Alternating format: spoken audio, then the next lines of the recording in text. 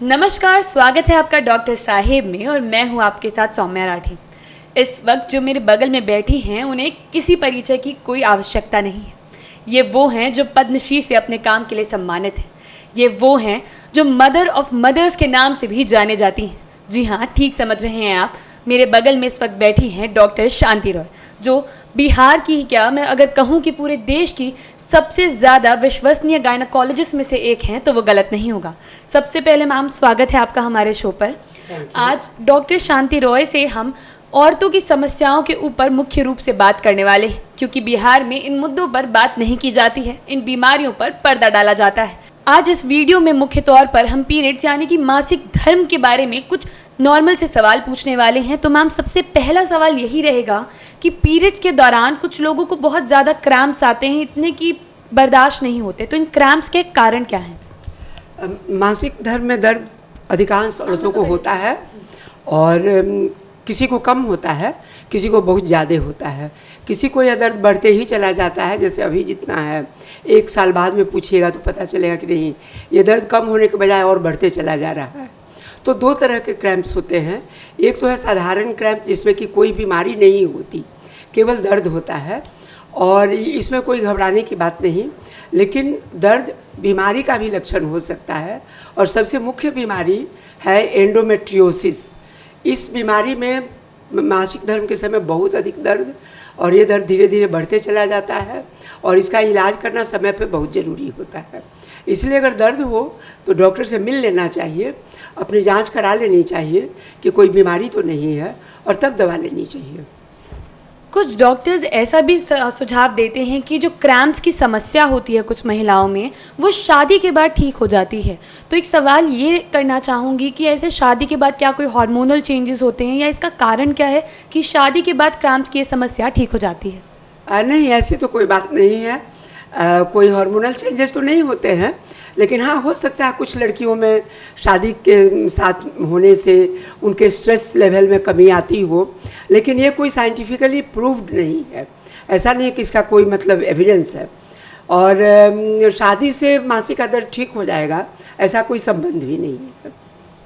एक सवाल अब ये भी करना चाहूँगी कि कुछ लड़कियों के पीरियड्स जो होते हैं वो 28 दिन की कंप्लीट साइकिल में आते हैं। कुछ के पीरियड्स की साइकिल 30 से 35 दिन, कभी कभी 40 दिन भी वैरी करती है। तो ये पर्सन टू पर्सन, जो हर लड़की के लिए अलग ही पीरियड की साइकिल होती है, उसके क्या कारण हैं? देखिए, साइकिल जो है ना, उसको समझना थोड़ा मुश्किल है, क्योंकि मासिक धर्म आने में कितने दिन पर आएगा, अधिकांश लोगों का रेगुलर रहता है। लेकिन थोड़ा बहुत अगर इरेगुलर हो तो ये कोई गड़बड़ी नहीं है, इसके लिए घबराने की कोई बात नहीं। क्योंकि जैसे आप देखी होंगी, ऑर्केस्ट्रा होता है जिसमें कि कितने यंत्र होते हैं, कोई सितार बजाता है, कोई बांसुरी बजाता है, कोई तबला, कोई हारमोनियम। तो लेकिन वो सभी लोग इस तरह से एक साथ बजाते हैं कि एक अच्छा सा लय निकलता है। उसी प्रकार मासिक धर्म में भी कई तरह के ऑर्गन, कई तरह के ग्लैंड काम करते हैं, जो अपने अपने तरह से हार्मोन प्रोड्यूस करते हैं, और वे सब हार्मोन एक साथ एक समझुट होकर के मासिक धर्म उन लोगों उसके चलते होता है। तो उसमें किसी भी हार्मोन के निकलने में अगर थोड़ी बहुत कमी या अधिक या देर सबेर हो जाए तो मासिक धर्म में थोड़ा बहुत समय का बदलाव हो सकता है। यह कोई बहुत बड़ी बात नहीं है। लेकिन हाँ, अधिक अगर मान लीजिए 2 महीना लग जाए या उससे भी अधिक लगने लगे, या बहुत जल्दी जल्दी हो 15 दिन पर, 20 दिन पर, तो ये समस्या है। और ऐसे हम लोग मानते हैं कि 28 दिन का नॉर्मल साइकिल होना चाहिए। उसमें प्लस माइनस 7 डेज, 7 दिन आप जोड़ सकती हैं, यानी कि 21 दिन के बाद 22 दिन से 35 दिन के भीतर अगर मासिक हो जाता है तो इसे सामान्य मानना चाहिए, इसे बीमारी नहीं माननी चाहिए।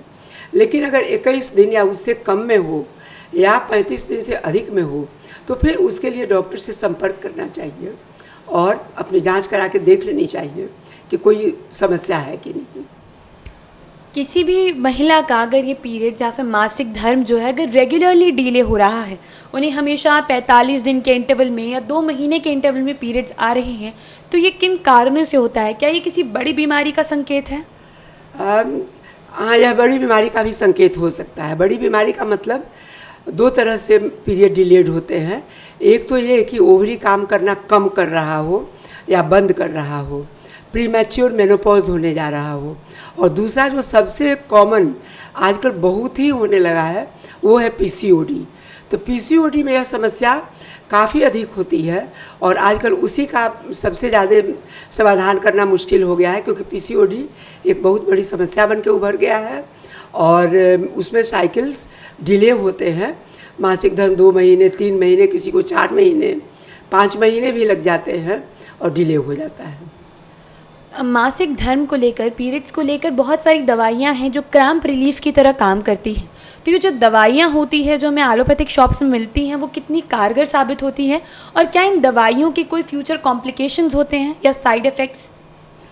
मासिक के दर्द के लिए एक एंटीस्पाज्मोडिक कोई भी दर्द की दवा ली जा सकती है, और अगर आप हर महीने में 1, 2 या 3 टैबलेट लेती हैं तो इससे तो कोई हानि होने की संभावना नहीं है।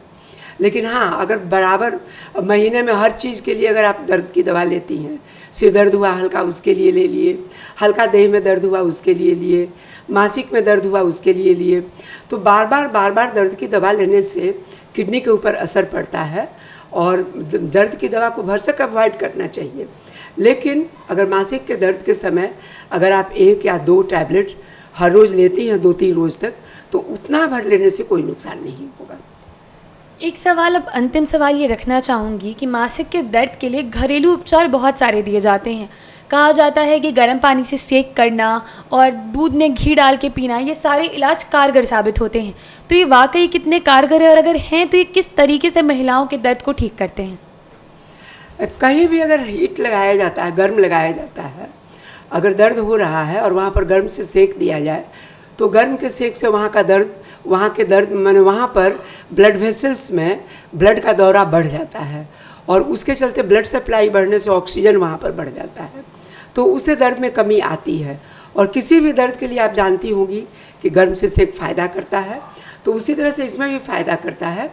लेकिन इसका कोई साइंटिफिक एविडेंस और कोई दूसरा कि यह कितना इफ़ेक्टिव होगा, कितने % में होगा, इसका अभी बहुत अच्छे से कोई रिसर्च हम नहीं बता सकते हैं कि मासिक धर्म में गर्म से सेक का कितना % असर होगा, यह कहना मुश्किल है।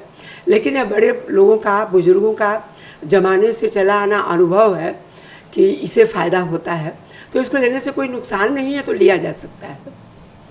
तो देखा आपने कि किस तरीके से डॉक्टर शांति रॉय ने हमें इतनी सारी चीज़ें बताई। कुछ ऐसे अंधविश्वास जो लोग पालते चले आ रहे थे कि दवाइयों के साइड इफ़ेक्ट्स होते हैं, प्रेगनेंसी को इफ़ेक्ट करती हैं ये दवाइयाँ, ये सारी बातें गलत थी। तो ज़रूरी यही है कि अगर कोई आपको बस एक अंधा पाठ पढ़ा दे, उससे ज़्यादा आप अपने डॉक्टर्स की बात को सुने, उनके राय मशवरे को ध्यान में रखें, और किसी भी चीज़ के लिए, दर्द के लिए अगर दवाइयाँ लेते हैं तो एक बार अपने डॉक्टर से सलाह मशवरा उसके पहले ज़रूर कर लें। बहुत जल्द मुलाकात होगी डॉक्टर साहिब के अगले एपिसोड में।